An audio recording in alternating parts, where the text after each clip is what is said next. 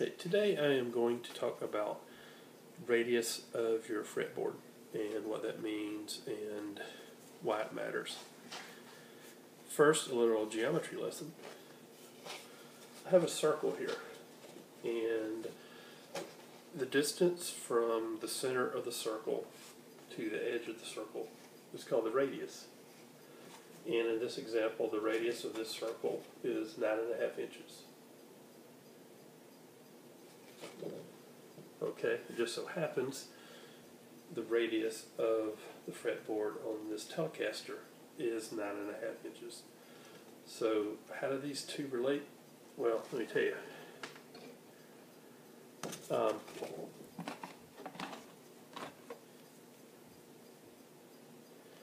Here I've got like a radius tester or gauge that's 9.5 inches. So the curve you see at the bottom here is the same as the curve across the fretboard of the guitar. And if you take this curve and based on that curve start drawing a circle with that same curvature, it's going to wind up being a circle this big, and like I said, the radius will be 9.5 inches. So this is life size. The radius of the circle is actually 9.5 inches. So, when you come in, this curve is the same curve as your fretboard. So that's why it's called radius. Now, the lower the number, the more curve. So if you had a radius of 14, say, that would be a much flatter fretboard. And hopefully you can see here, let me get out of the light.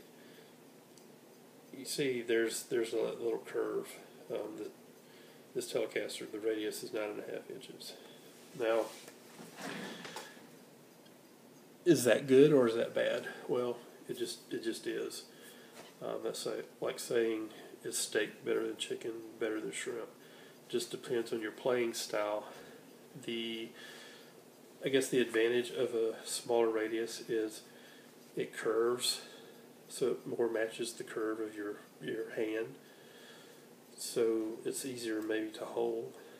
The disadvantage is if you do a lot of bends, you're bending over a curve.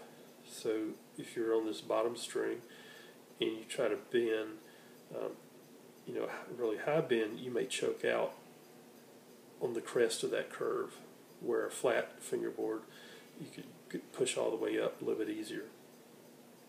But maybe the drawback with a flatter radius fretboard is that you're going to have to curve your hand more to fret across the fretboard because it's flatter, where this is more of a curve.